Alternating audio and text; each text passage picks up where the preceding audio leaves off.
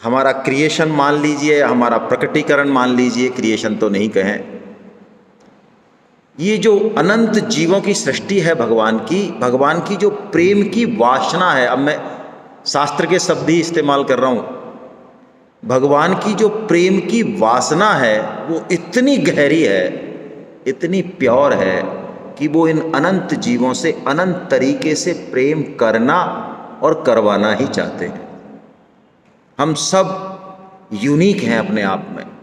हमारा जो स्टाइल है, जो अंदाज है, वो भगवान को प्रिय है। हम अपने तरीके से भगवान को प्रेम करें, उनकी सेवा करें, किसी की कॉपी करने की हमें जरूरत नहीं है। बनाया ही हमें इसलिए गया है। हम जैसे भी हैं भगवान को प्रिय हैं ही। ये बल किसी योग्यता का नहीं, ये बल हमारा भगवान से जो संबंध है उसका है। आपने कहानी सुनी होगी, अष्टावक्र घोषणा करते हैं एक बार राज्य में कि जो सबसे सुंदर बच्चा हो उसको मैं प्रथम इनाम दूंगा। सॉरी, राजा जनक घोषणा करते हैं।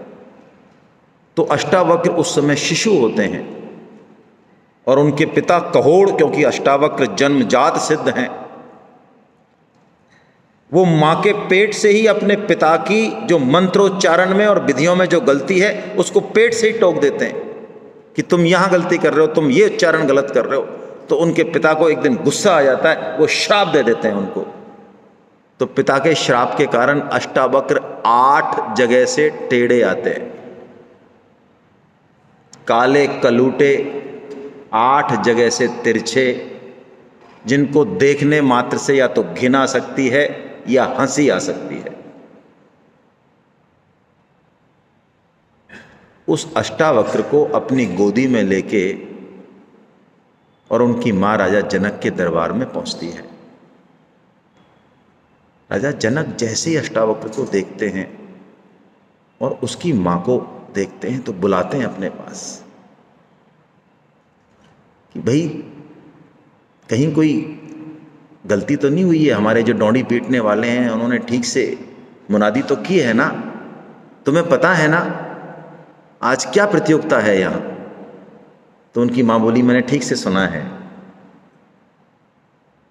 मुझे अच्छी तरह से पता है, आज अपने राज्य के सबसे सुंदर बच्चे को आप इनाम देने वाले हैं और आप तो राज्य की बात कर रहे हैं, इस पूरी दुनिया में मेरे बच्चे से कोई सुंदर दूसरा नहीं। क्या लगता है हमें, झूठ बोल रही है मां?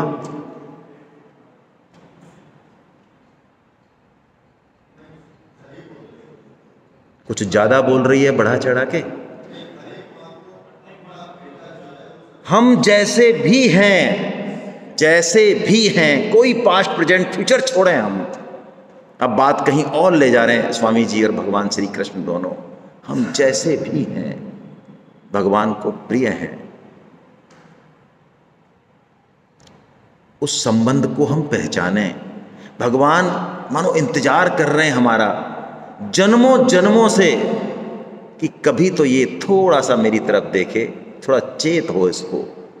वो हमसे प्रेम करना और प्रेम कराना चाहते हैं। ये भगवान की नैसर्गिक भूख है, ज्ञान की भूख नहीं, उनको पांडित्य की भूख नहीं, सत्कर्मों की भूख नहीं, यज्ञ तप दान कुछ नहीं, ये सब हमारे लिए है। और अब मैं आपको वो बात भी निवेदन करना चाहूंगा जिसके कारण भगवान श्री कृष्ण गीता प्रचार को सबसे अत्यंत प्रिय और भूतो भविष्यति कहते हैं। कोई ऐसे ही नहीं कह देते वो। मैं आपसे पूछता हूं, भीलवाड़ा में आप सब रहते हैं, आपका बच्चा खो जाए किसी माँ का, 4 घंटे मिले ना, एसपी साहब परिचित हैं, कलेक्टर साहब परिचित हैं, बहुत बढ़िया है, गाड़ियां दौड़ रही हैं, लेकिन मिले ना, क्या हाल है उस माँ का। और कोई रिक्शे वाला पूछते पाछते, वो घर भी नहीं जानता, शिशु है, इधर उधर कर करा के कुछ 2-4 घंटे चक्कर काट कूट कर वो रिक्शे वाला घर पे आके हाँ कि यही है मेरा घर, और उस माँ को, उस बच्चे को हाथ थमा देता है। क्या लगता है आपको उस रिक्शे वाले के प्रति उस माँ का भाव क्या होगा? मां बिक जाए उसके आगे। अब आप समझें, हम गीता पढ़ेंगे, हम गीता समझेंगे, हम पांडित्य करेंगे, हम यज्ञ तप दान करेंगे, बहुत बढ़िया है, बहुत अच्छा है।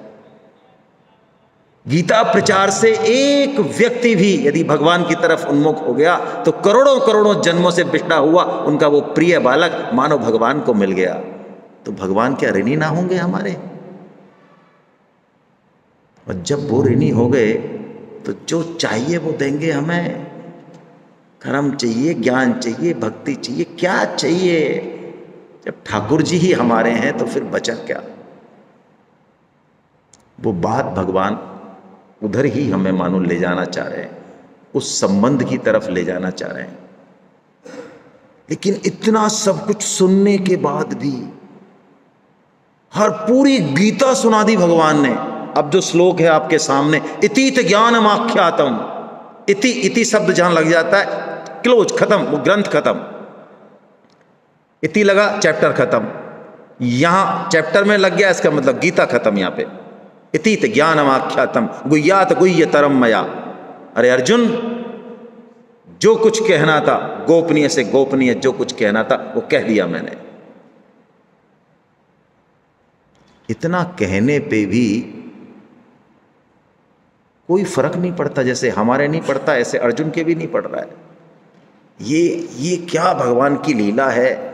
हमारा दुराग्रह है, पता नहीं। बस इसके पीछे मूल में भगवान ने कारण बताया, हमारी सुख लेने की इच्छा।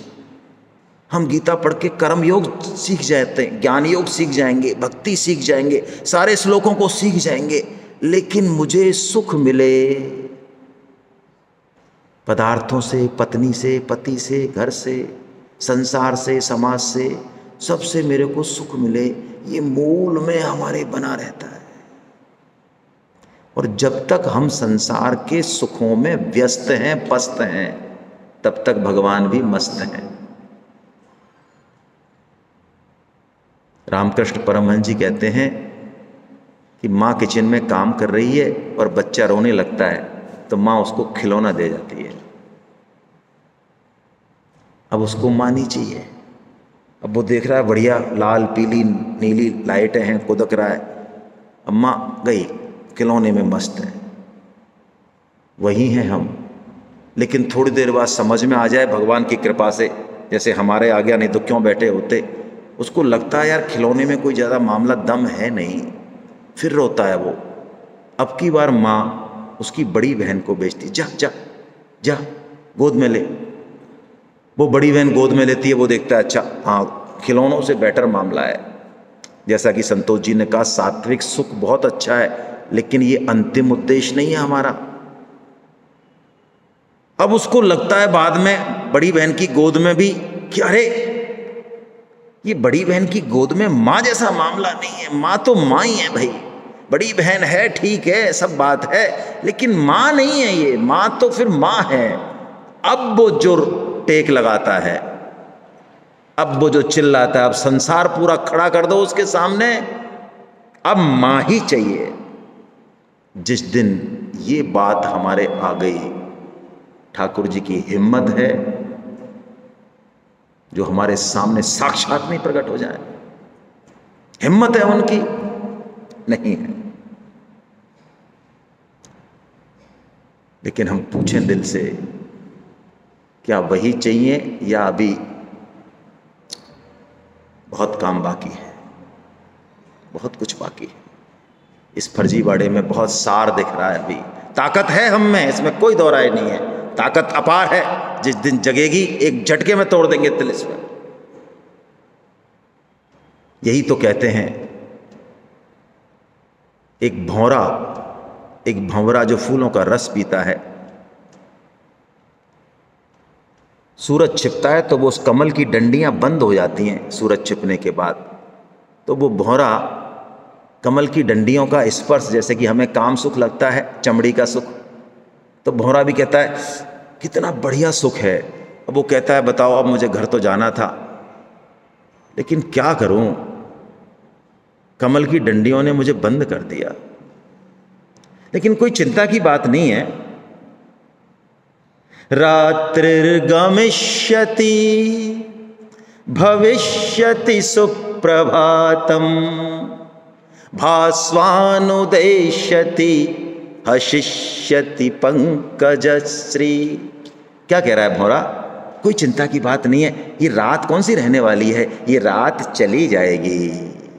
भास्वानुदेष्यति, भगवान भास्कर प्रकट होंगे और फिर ये पत्तियां अपने आप खुलेंगी और मैं फुर्र से उड़ जाऊंगा। इत्थम विचिन्तयति नलनिम गजमुज्जहार हंत हंत। जैसे ही वो सोचता है इतने में एक रात को हाथी आता है सरोवर के पास और उस नलिका को, उस कमल की डंडी को जड़ सहित अपने पेट में ले जाता है। बस यही हाल हमारा है। बहुत समय है अभी, चाहेंगे जब कर लेंगे, कोई दिक्कत नहीं, थोड़ा सा भोग लें अभी, क्या फर्क पड़ता है। तुलसीदास जी कहते हैं रीति प्रीति विधना भ्रमर अद्भुत रची बनाए, काष्ठ भेद समर्थ है और कमल न भेदा जाए। लकड़ी में छेद कर दे वो भौरा और वहां से निकल जाए, लकड़ी में छेद कर दे, लेकिन कमल नहीं भेदा जा रहा है उससे। ये मूल कारण हमारे पतन का, ये पदार्थ कारण नहीं है, ये कार घोड़े फैक्ट्री कारण नहीं है। इन पे दोष नहीं डालें, इनका क्या लेना देना है बेचारों का। कारण हम खुद हैं। तो भगवान सब कुछ कह के ही एकदम से अब मानो कुछ और सस्त, कुछ प्रहार, कुछ कर रहे हैं भगवान अब, क्योंकि सारे कर्म योग ज्ञान योग सब कुछ कहने के बाद तो अर्जुन चेत ही नहीं कर रहे हैं। एक बार भी उन्होंने मुंडी नहीं हिलाई कि हाँ भगवान बहुत अच्छी बात कही श्री कृष्ण आपने, हमको इस रास्ते पे चलना है कि इस रास्ते पे चलना है। भगवान कहते हैं विमृश्य एतद अशेषेण यथेक्षसि तथा कुरु।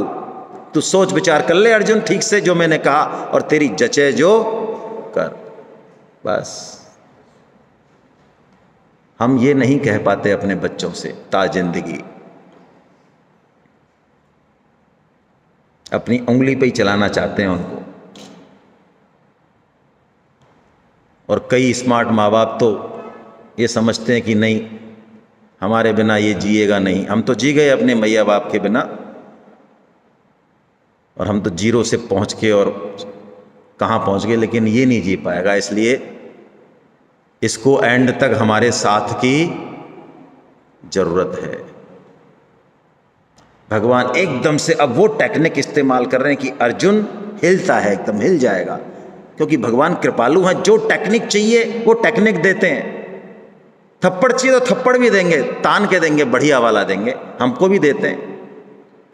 वो कहते हैं हट तेरी इच्छा हो जो कर। ये बात तो पहले भी कह सकते थे, गीता पढ़ाने से पहले भी। लेकिन देखिए अर्जुन की सबसे खास बात क्या है कि वो सबको छोड़ सकता है, लेकिन वो भगवान श्री कृष्ण को नहीं छोड़ सकता। यही तो अर्जुन को अर्जुन बनाता है। उसका युद्ध कौशल, उसका अच्छा श्रोता होना ना, ठीक है, ये नहीं है क्वालिटी। अर्जुन उस बच्चे की तरह है जो छोटा है लेकिन खेल रहा है आंगन में, और उसकी माँ यहाँ बैठी है, सब्जी काट रही है, कुछ भी कर रही है, और वो गेंद से खेल रहा है। कोई भी बड़ा आता है उससे उलझ जाता है, हट लाओ मेरी गेंद। किसी से भी उलझ जाए, कुत्ता होगा उससे भी कर लेगा। क्यों? पावर कहाँ से मिल रही है? माँ से मिल रही है। अचानक वो देखता है कि माँ नहीं है, अब चली गई कहीं भी अंदर किचन विचन में, तो वो जो सिंह बना हुआ था वो क्या हो जाता है एकदम से, अब बिल्कुल गुब्बारा पिचक जाता है। अर्जुन का बल अपना बल नहीं है, किसका बल है? भगवान का बल है। अर्जुन सोचते हैं कैसा मूर्ख हूं मैं, एक सहारा है मेरा, उन भगवान ने मेरा त्याग कर दिया। अब अर्जुन कुछ बोल नहीं पाएंगे, रूंधा हुआ है गला, बस अश्रु बह रहे हैं और भगवान की तरफ हाथ जोड़ के कह रहे हैं प्रभु एक आपका सहारा था और आपने ही त्याग दिया, यथेक्षसि तथा कुरु। तो अब मैं जाऊंगा कहां? आपके चरण कमलों को छोड़ के मैं जाऊंगा कहां? आपने कैसी बात कह दी एकदम से, जैसे शेर जब बड़ा शिकार करता है तो छलांग लगाता है, पहले पीछे की तरफ खींचता है बॉडी को, फिर छलांग लगाता है। बस भगवान ने भी ये टेक्निक इसलिए इस्तेमाल की जिससे अर्जुन अब उस बात को सुनने के मोड में आ जाएं जो बात अब भगवान कहने वाले हैं। ये गीता का सर्वोच्च शिखर जो अर्जुन की इसी मनस्थिति में ही कहा जा सकता है, सामान्य तौर पे वर्जित है इसको कहना। क्या? सर्वधर्मान् परित्यज्य मामेकं शरणं व्रज अहं त्वां सर्वपापेभ्यो मोक्षयिष्यामि मा शुचा। देखिए, एक तो आप इसमें शब्द देखिए भगवान का, मां शुचा। तू चिंता मत कर। हम कितने बड़े हो जाएं, बुजुर्ग हो जाएं, आप इस चीज को फील करते होंगे। हमारे घर में कोई बड़ा बैठा है, बुजुर्ग है, बाहर नहीं जा सकता, लड़ाई नहीं कर सकता, उसका ही हमको ट्रीटमेंट करना पड़ता है। लेकिन कभी हम संकट में पड़े, कोई विपदा जीवन में आए, कोई परेशानी हो, तो वो भांप लेता है और बस इतना सा कहता है, अरे तू क्यों चिंता करता है बेटा, मैं हूं ना, अरे मैं हूं ना, ये प्रॉब्लम, हाँ तो जा ऐसे कर, मैं हूं ना, जा। करना सब हमको ही है, लेकिन बस मानो एक शब्द उनका कि मैं हूं ना, बस क्या देता है मानो हमको। बस अर्जुन को भी भगवान यही कह रहे हैं, मां शुचा, क्या चिंता करता है, मैं हूं ना, तू क्या कर रहा है, पाप पाप पाप, अरे पाप पुण्य की परिभाषा में बैठा हूं ना। और क्या कह रहे हैं, सर्व धर्मान परित्यज्य। वाह, क्या बात कही भगवान ने। अधर्मों का त्याग नहीं कहा, क्या कहा, सब धर्मों का त्याग कर दे। माम एकम, माम नहीं कहा, माम एकम, केवल मेरी एक की शरण में आ जा, बस बात खत्म, खत्म कहानी। अब पाप क्या है, पुण्य क्या है, कर्तव्य क्या है, अकर्तव्य क्या है, छोड़, सब चक्कर छोड़, तू मेरे को देख बस। ऐसा क्यों कहा भगवान ने? अधर्म का त्याग कह देते, धर्म का त्याग कह दिया। बड़ा यक्ष प्रश्न है। गीता पे कमेंट्री लिखने वाले कई बार कहते हैं थोड़ी टाइपिंग मिस्टेक हो गई, वेद व्यास जी क्या चाय वाय पी रहे होंगे तो थोड़ा दिमाग चला नहीं, तो धर्म अधर्म लिखना था, धर्म लिख गए। धर्म की पहली और अंतिम परिभाषा भगवान श्री कृष्ण है। बहुत गहराई से और बहुत सूक्ष्म तरीके से इस बात को ग्रहण कीजिएगा। हम धर्म की उस हाइट तक प्राय प्राय प्राय नहीं जा पाते। मैं आपसे निवेदन करता हूं, अर्जुन को भगवान ने गीता सुनाई, उनसे बड़े, उनसे धर्मनिष्ठ सत्यनिष्ठ धर्मराज युधिष्ठिर वहां बैठे हैं, उनको नहीं सिखाई, उनको नहीं सुनाई, अर्जुन को ही क्यों सुनाई? अर्जुन और धर्मराज का फर्क आप महसूस कीजिए। भगवान धर्म की संस्थापना के लिए हैं, इतना विराट और इतना स्पष्ट श्री कृष्ण ही हो सकता है। अब अधर्म की छाया में चाहे कितना ही बड़ा स्तंभ खड़ा हो, चाहे वो भीष्म पितामह खड़े हों, चाहे वो गुरु द्रोणाचार्य खड़े हों, वो स्तंभ ढहेगा। यदि हमारे शासकों में, धर्माचार्यों में जिस दिन ये क्षमता आ गई कि वो परिवार से और उससे ऊपर उठ जाएं, उस दिन उनके द्वारा जो होगा, जो बोलेंगे, जो करेंगे, वो धर्म ही होगा, अधर्म हो नहीं सकता। धर्मराज युधिष्ठिर को भगवान श्री कृष्ण कहते हैं, युधिष्ठिर, द्रोणाचार्य के वध करे बिना, युद्ध से हटे बिना तुम लोग युद्ध जीत नहीं सकते, क्योंकि उनको वरदान है, जब तक शस्त्र उनके हाथ में रहेगा भगवान शिव भी उनको नहीं हरा सकते। तो धर्मराज युधिष्ठिर, तुम्हें यह बोलना है कि अश्वत्थामा मारा गया। क्या कहते हैं धर्मराज युधिष्ठिर? कि हम झूठ नहीं बोल सकते। किसी भी गुरु की, शास्त्र की सबसे बड़ी पूजा जिसको हम भूल गए, माला चरण बहुत बढ़िया है, बरसी मनाना बहुत अच्छा है, करोड़ों खर्च करना बहुत बढ़िया है, सबसे बड़ी पूजा उसका आज्ञा पालन। गुरुदेव शरीर से भी नहीं 1000 किलोमीटर दूर बैठे हैं, 10 साल आपको हो गए मिले हुए, लेकिन आप गुरुदेव की आज्ञा का पालन कर रहे हैं, वो 1000 किलोमीटर से भी आपके सामने प्रकट ही है। लेकिन हम बाकी सारे काम कर रहे हैं, कर्म कांड कर रहे हैं, लेकिन आज्ञा पालन नहीं कर रहे हैं, तो हाँ ये ठीक नहीं है। धर्मराज युधिष्ठिर ने कहा मैं झूठ नहीं बोलूंगा, ठीक है। अश्वत्थामा नाम का एक हाथी मंगाया गया। भगवान श्री कृष्ण ने पूरी प्लानिंग की और भीम से कहा भीम गदा मारो इसके सिर पे।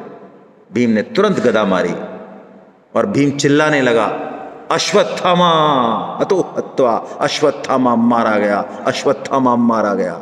जैसे द्रोणाचार्य जी ने सुना, एकदम से जो धृतराष्ट्र में बैठा है, हम में बैठा है, वो द्रोणाचार्य में भी बैठा है।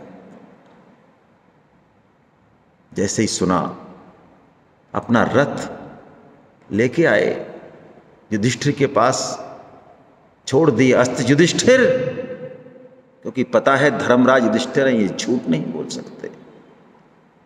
क्या अश्वत्थामा मारा गया? धर्मराज युधिष्ठिर बोले अश्वत्थामा हतो हत्वा। हाँ अश्वत्थामा मारा गया, नरोवा कुंजरोवा, हाथी मरा या अश्वत्थामा मरा ये मुझे नहीं पता, ये आप देखें। भगवान ने जैसे ही अश्वत्थामा हतो हत्वा शब्द पूरा हुआ, इतना तुमुल नाद करवाया कि नरोवा कुंजरोवा शब्द सुनाई ही नहीं दिया। जो श्री कृष्ण कह दें वो धर्म, देश की रक्षा के लिए, धर्म और संस्कृति की रक्षा के लिए हम अपने मूल्यों का भी त्याग कर दें, वो धर्म। सत्य भाषण सारे शास्त्रों में लिखा हुआ है। क्या वो जासूस जो पकड़ा गया विरोधी देश के द्वारा और उससे पूछा जा रहा है कि तेरी मिलिट्री के बेस का कहाँ है, तेरा सारा सामरिक सिस्टम कहाँ है, तेरी सारी सूचना कहाँ है, और गीता सेमिनार में उसने भाग ले लिया, तो क्या सारी सूचना सत्य सत्य बता दे? उसका धर्म यही है, मर जाए लेकिन असत्य भाषण करे। हमारा धर्म बहुत कच्चा और एकांगी है और इसी कारण हम गुलाम रहे हजारों साल, और आज भी कोई बेहतर पोजीशन नहीं है हमारी, क्योंकि हमने धर्म के और अहिंसा के बहुत दूरवर्ती शब्द निकाल रखे हैं। गीता का जो धर्म है, गीता की जो अहिंसा है, वो समग्रता में है। हम कुर्बान हो जाएं, हमारे मूल्य कुर्बान हो जाएं, सब कुछ कुर्बान हो जाए, धर्म बचा रहे। इसलिए भगवान कह रहे हैं सर्व धर्मान परित्यज्य। गोपियों के पतिदेव मौजूद हैं, पुत्र मौजूद हैं, सास ससुर मौजूद हैं, फिर भी वो भगवान श्री कृष्ण के वेणु वादन करते ही भगवान श्री कृष्ण की तरफ दौड़ती हैं। उनकी स्थिति बहुत अलग है, आप ऐसा भी नहीं कहें कि दौड़ती हैं, उन्हें पता ही नहीं है कि हम कब खिंची सी पहुंच गई हैं। मन बुद्धि इंद्रियों पे वश नहीं है, क्योंकि उन पे पूरी तरह से वश श्री कृष्ण का है, तो उनके लिए कोई भी विधि निषेध लागू नहीं होता है।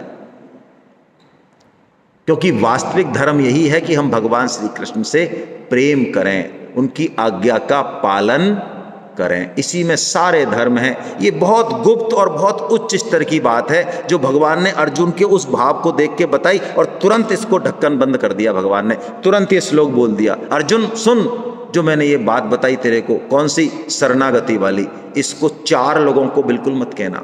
कौन कौन से?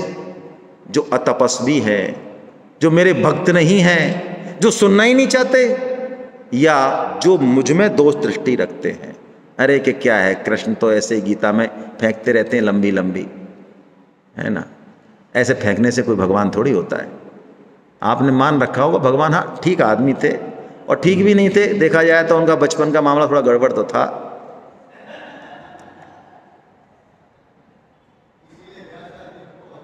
हाँ, तो भगवान ने लॉक लगा दिया तुरंत कि 4 लोगों को मत कहना। क्यों? पतन हो जाएगा उनका, सर्वनाश हो जाएगा उनका। इसलिए हम गीता का प्रचार तो करें लेकिन शरणागति की बात को नहीं कहें। शरणागति वो स्तर है जो साधक स्वयं उसको अचीव करेगा, वो कही नहीं जाती, वो कहलवाई जाती है। जैसे जब शिष्यत्व प्रकट होता है तो गुरु प्रकट हो जाता है, अपने आप का है, ये फ्लोइंग सिस्टम है, ये कोई लेने देने का मामला नहीं है। और भगवान ने उस शरणागति की तरफ बढ़ने के लिए इस कर्म योग, ज्ञान योग और भक्ति योग से भी ऊपर कोई चीज हमें दी, शायद हमारी क्षमता को देख के। देखिए, अब मैं आपको सच्ची सच्ची बात करूं तो लास्ट के दिन आप इससे हताश तो मत होना, लेकिन सच्चाई तो सच्चाई है। सच्चाई ये है कि हम कर्मयोग के भी अधिकारी नहीं हैं। सच्चाई ये है कि हम ज्ञान योग के भी अधिकारी नहीं हैं, और सच्चाई ये है कि हम भक्ति योग के भी अधिकारी नहीं।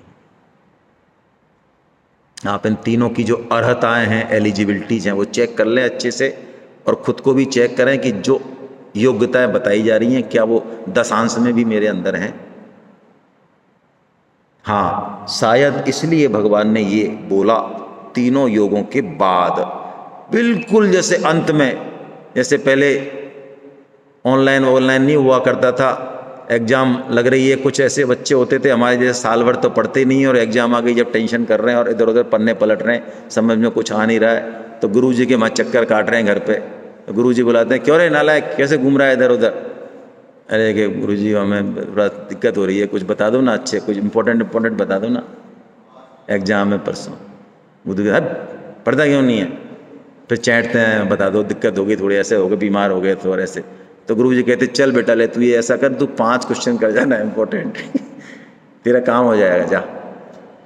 तो ऐसे मान लो भगवान जो है सारा बता के, सारा पढ़ा के, और बिल्कुल जो है कोई इंपॉर्टेंट क्वेश्चन हमको बता रहे हैं हमारे जैसे, क्योंकि भगवान तो क्या है, हमारे जैसों को भी तो उनको करना है ना भाई, क्या करें।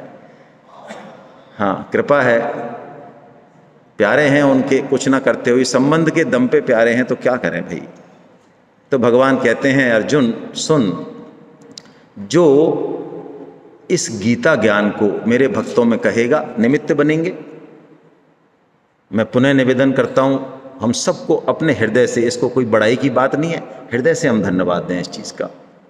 हमारे परम श्रद्धे माथुर साहब, कांग साहब, मोडानी साहब, और भी जो भी हैं, के अग्रवाल साहब, हमारे महावीर शर्मा साहब, और भी कई लोग हैं, जो भी भगवान के रास्ते में जिसने एक कदम भी बढ़ाया आगे से, मैं तो कह रहा हूँ वो पूजनीय है, परम पूजनीय है वो। उनके इस कृत्य के लिए निमित्त बने वो। भगवान कहते हैं जो ऐसा करेगा, अवसर प्रदान करेगा, वो मुझे ही प्राप्त होगा, इसमें संशय नहीं, और उसके समान मेरा प्रिय ना तो कोई हुआ और ना कोई होगा। ओ हो। और हम 3 दिन आए, इसके लिए आप सबको प्रणाम। और एक बहुत बड़ा काम हो रहा है अपने आप भगवान के शब्दों में, देखिए नीचे का भगवान कह रहे हैं, जो ये गीता का ऐसे अध्ययन कर रहा है, अध्यस्यते च इमं धर्मम संवादम आवयो, अर्जुन उससे ज्ञान यज्ञ से मेरी पूजा हो रही है। वाह, तो हम तो ज्ञान यज्ञ कर रहे हैं, अपने आप यज्ञ हो रहा है, और प्योर सैक्रिफाइड चॉइस कैरेट गोल्ड यज्ञ हो रहा है। भगवान कह रहे हैं, अब अर्जुन से पूछते हैं, एक और उतर रहे हैं भगवान नीचे, ज्ञान यज्ञ के बाद कह दिया अर्जुन कोई श्रद्धा से सुन भी लेगा, आहा हा, वो भी मुझे ही प्राप्त होगा। क्या बात है। ऐसे भी हैं जिनको कोई गीता की टर्मिनोलॉजी समझ में नहीं आती, भैया तुम क्या बोलते हो, ये निष्प्रय विस्प्रय हैं, ये अहमता क्या करते रहते हो, क्या बोलते हो, ये ऊंची टर्म है, हमारे समझ नहीं आती। तो क्या समझ में आया अम्मा तेरे? हमारे समझ में तो यह आया भैया मैं भगवान की हूं और भगवान मेरे। तो अम्मा तेरा तो बेड़ा पार हो गया, तू तो सबसे आगे गई। मैं सुना दूं एक घटना, प्रत्यक्ष घटी हुई मेरे साथ। कुछ घटनाएं हिला देती हैं हमको। जवाहर सर्किल पे सिद्धार्थ नगर में जहाँ रह रहे हैं अभी, तो हम आचार्यों को पहले जो है रजिस्ट्रेशन करके शिष्य दिए जाते हैं, और फिर उन पे हम आचार्यगिरी करने चले जाते हैं। लाओ भाई तुम 50 लोगों को हम गीता पढ़ाएंगे। हमारी धर्म पत्नी को तायल साहब ने ये टास्क दिया।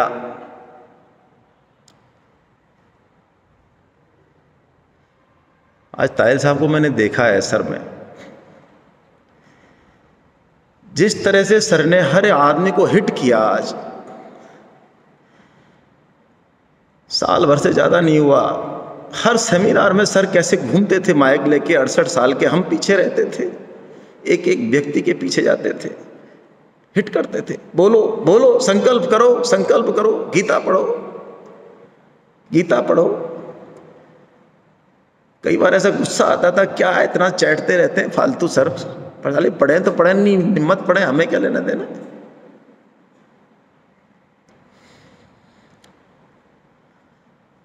सर ने धर्मपत्नी को आदेश दिया कि तुम्हें अपने शिष्यों को खुद चुनना है। तुम घर घर जाओगी सिद्धार्थ नगर में, एक एक घर की बेल बजाओगी, कन्विंस करोगी, उनका रजिस्ट्रेशन करोगी, फॉर्म भराओगी और पैसे लोगी। मैं हंस रहा था, मैं सर ये खुद ही पढ़ ले जो ही बहुत है, आप क्या फालतू की बात कर रहे हो, क्या पढ़ेगी ये, क्या पढ़ाएगी ये, मैं तो जानता हूं ना, मैं तो रहता हूं ना इसके साथ। सर ने कहा संतोष जी ये क्या पढ़ाएंगी, कृष्ण पढ़ाएंगे।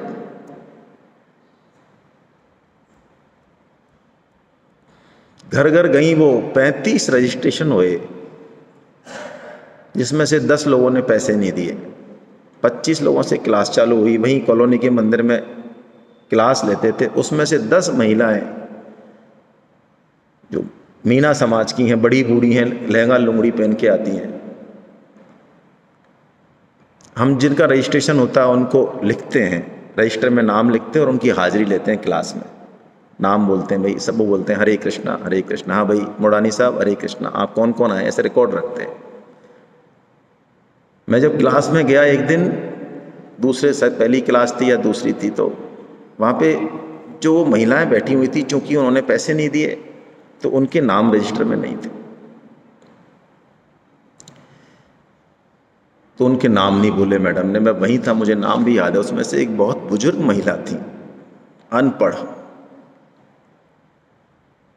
गोपी नाम था उनका। देखो कैसा नाम था, बढ़िया, इसलिए मुझे याद भी है। उस गोपी ने कहा बाई जी हमारा नाम क्यों नहीं बोला आपने। तो मैडम ने कहा कि भाई है ना, आप पढ़ो, कोई दिक्कत नहीं है, आपका स्वागत है, नाम में क्या रखा है आप, है ना, नाम तो हम रजिस्टर में लिख रखा, नाम में क्या, आप तो पढ़ो, नाम से क्या होता है।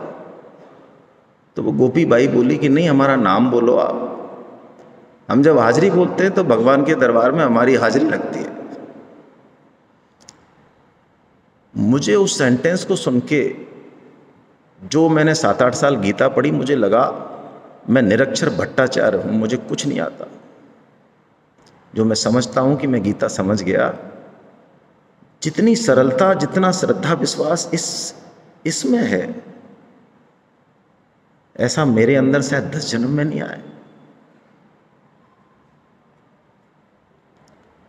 ऐसे लोगों पे कृपा करने के लिए भगवान बोल रहे हैं, जो श्रद्धा से सुन भी ले अर्जुन, सिर्फ सुन ले, वो भी मुझे ही प्राप्त होता है। कैसी कृपा है ये, कैसी कृपा है। अब शायद आपको थोड़ा बहुत लग रहा होगा, मैंने कहा कि यहाँ पे जो बंदे बैठे हैं आप रस्सियों से खींच के लाए ना किसी को, तो भी आ नहीं सकता। वो कोई सिस्टम है इसमें। यदि हम भगवत गीता का कुछ सुन पा रहे हैं तो इसमें कोई सिस्टम है। ठीक है, समझ नहीं आएगा, आ जाएगा कालांतर में। और अब अर्जुन से पूछते हैं भगवान, अरे भाई 18 अध्याय कह दिए मैंने, कुछ समझ में आया तेरे, या ऐसे ही बस मुंडी हिला रहा है। तो अर्जुन जो बोलते हैं ना, कैसा विलक्षण श्लोक है ये, बस उसके बाद गीता पूर्ण हो जाती है। कुछ बोलने की जरूरत नहीं है अब कृष्ण को, क्योंकि जहां अर्जुन को पहुंचाना था वहां अर्जुन पहुंच गया। हम सब अर्जुन के प्रतिनिधि हैं, तो इस श्लोक को देखें और यहां तक हमको पहुंचना है। क्या कह रहे हैं अर्जुन, देखिए आप। नष्टो मोह स्मृतिर्लब्धा त्वत्प्रसादान्मयच्युता स्थितोऽस्मि गतसन्देहा करिष्ये वचनं तव।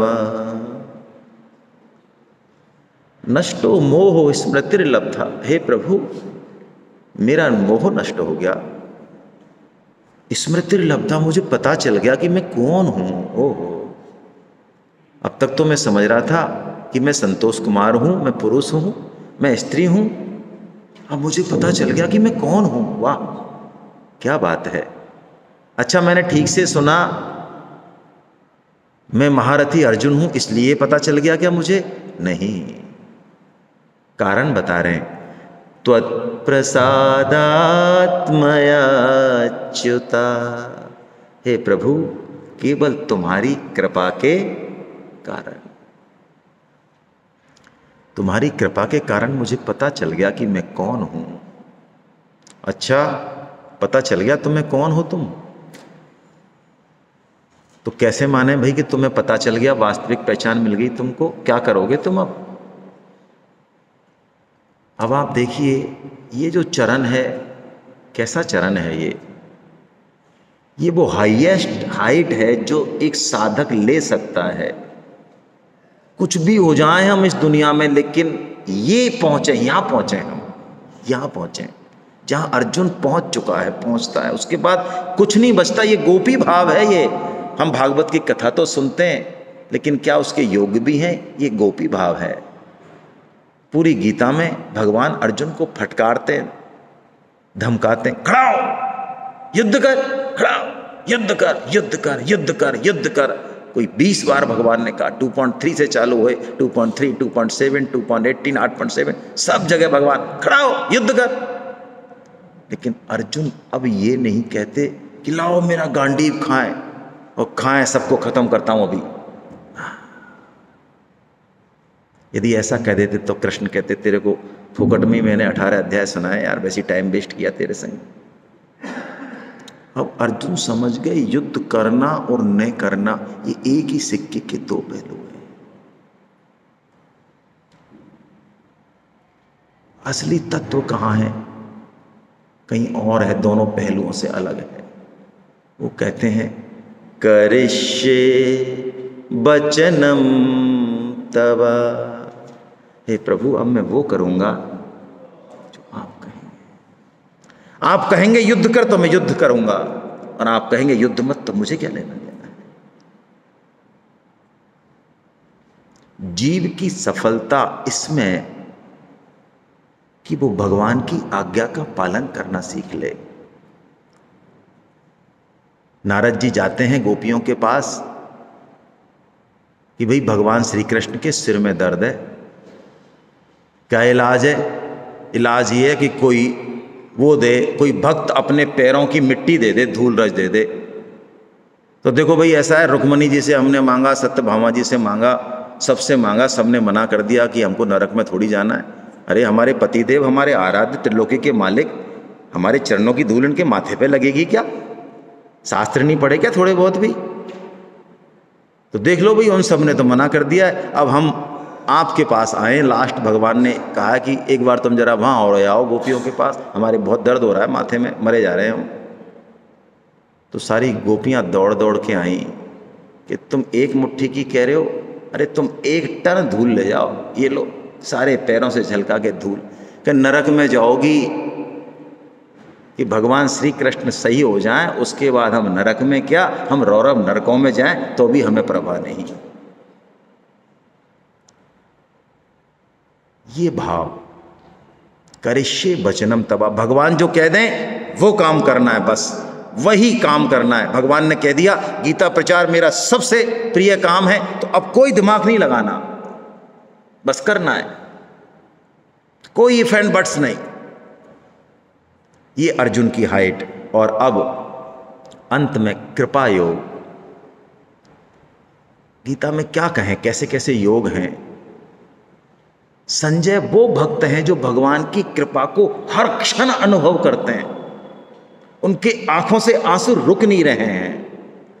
एक एक रोंगटा खड़ा है संजय का। क्यों?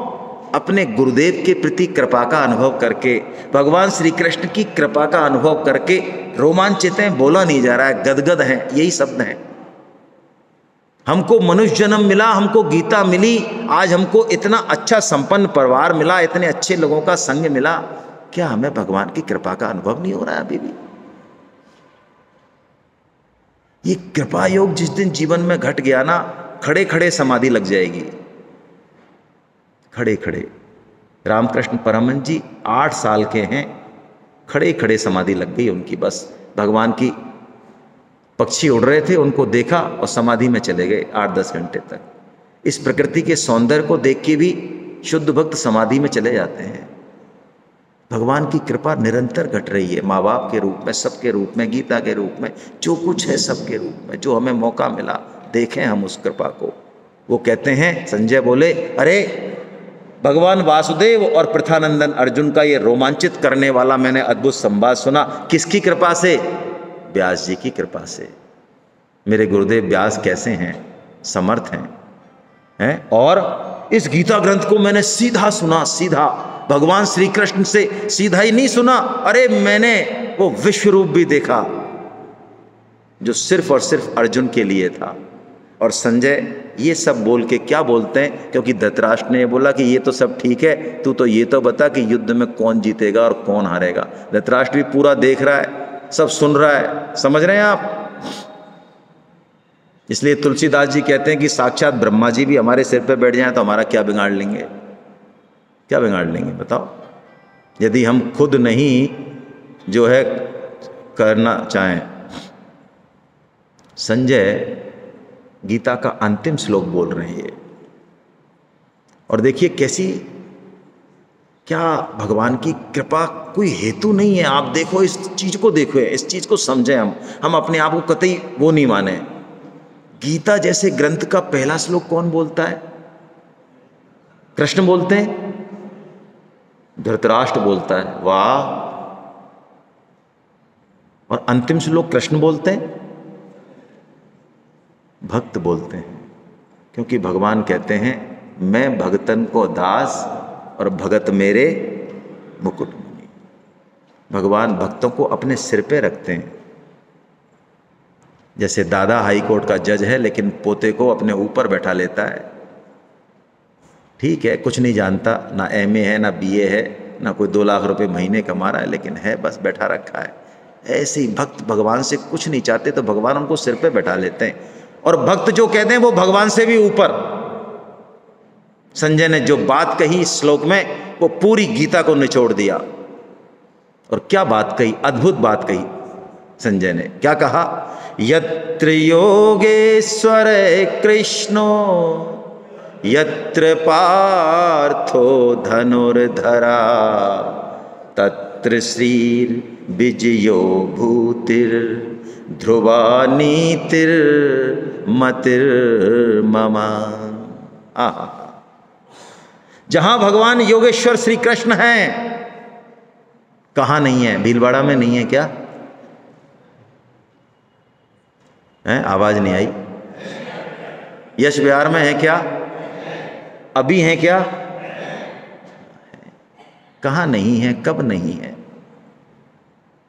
और जरूरत किसकी है? तो फिर वो कह रहे हैं जहां श्री कृष्ण है और जहां अर्जुन है, वह 4 चीजें हैं। श्री है, विजय है, भूति है और नीति है। खत्म कहानी, अटल नीति है। तो श्री कृष्ण तो सब जगह हैं, तो जरूरत किसकी है?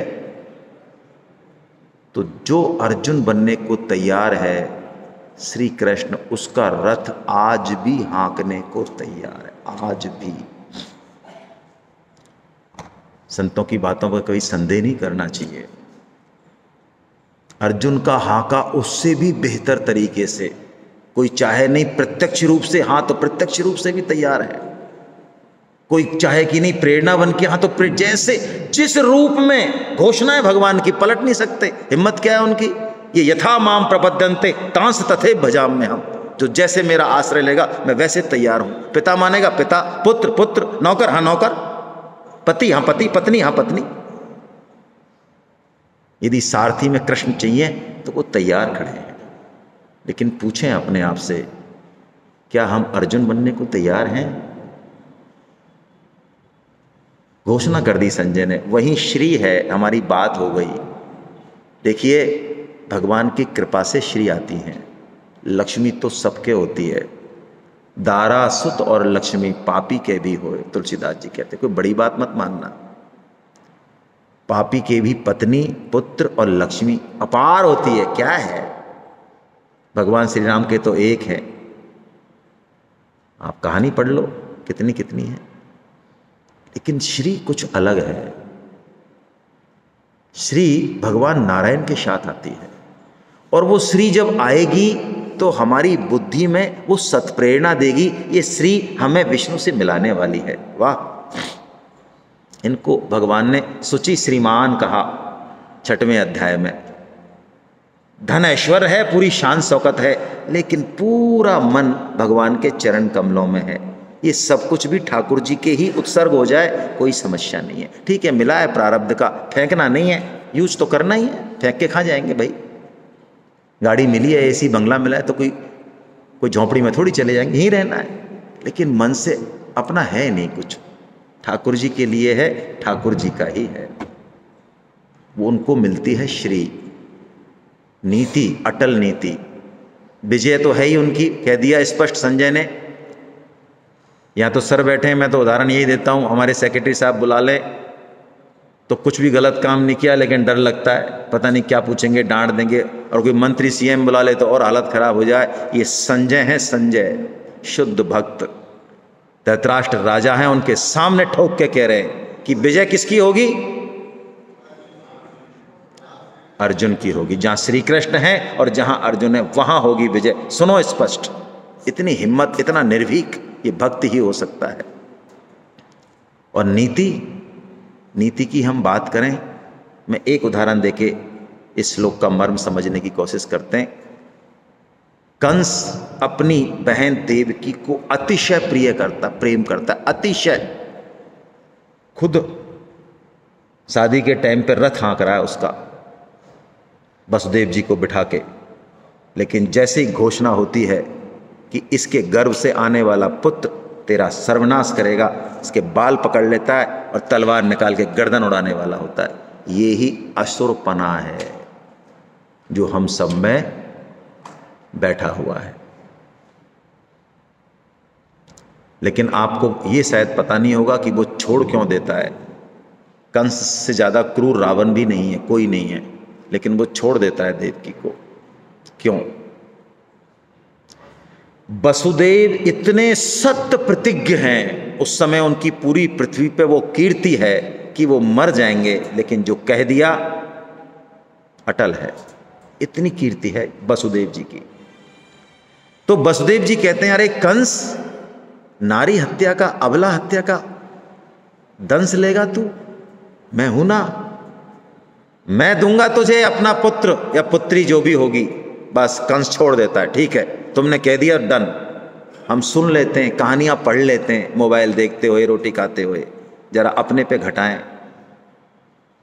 हमारा पुत्र या पुत्री जो हुआ है और जिसका परिणाम हमें पता है कि टांग पकड़ के और दीवार से मारा जाएगा अभी 1 सेकंड में, क्या दे सकते हैं हम? कैसे भी सत्य प्रतिज्ञों फिरंट हो जाएं हम। लेकिन आप देखिए, वसुदेव जी ने सभी पुत्र कंस को सौंपे। क्या देवकी रोई ना होंगी? लेकिन अब जो बात समझने की है वो समझें। लेकिन जब भगवान श्री कृष्ण आते हैं और श्री कृष्ण कहते हैं वसुदेव जी से, शिफ्टिंग करनी है मेरे को तो गोकुल, और गोकुल से जो योग माया उसको यहां लाना है। तो वसुदेव जी ने क्या किया? जो कृष्ण ने कहा वही किया, या अपनी बड़ी बड़ी मूछें तानी कि हम मर जाएंगे, गिर जाएंगे, लेकिन अपनी बात को नीचे आने, हमने कमाया ही क्या है इस दुनिया में? नाम ही तो कमाया है। लोग भीलवाड़ा में जो हमको जानते हैं, ये है बंदा। हाँ, तुम क्या बात कर रहे हो, हमको मिट्टी में मिलाओगे तुम? ऐसा कहा? या जो कृष्ण ने कहा वो कर दिया। जो कृष्ण ने कहा वही नीति है, ये कह रहे हैं संजय। कृष्ण जो कहें वही धर्म, कृष्ण जो कहें वही नीति। जिस दिन ये जीवन में सूत्र हो गया अंदर से, जीवन एकदम कमल की तरह खिल जाएगा, फिर कहीं संशय नहीं रहेगा। फिर हम वो करेंगे जो यहाँ करने आए हैं। हाँ, काम संसार के सारे होंगे, कला कौशल सारे होंगे, लेकिन बात कुछ और होगी।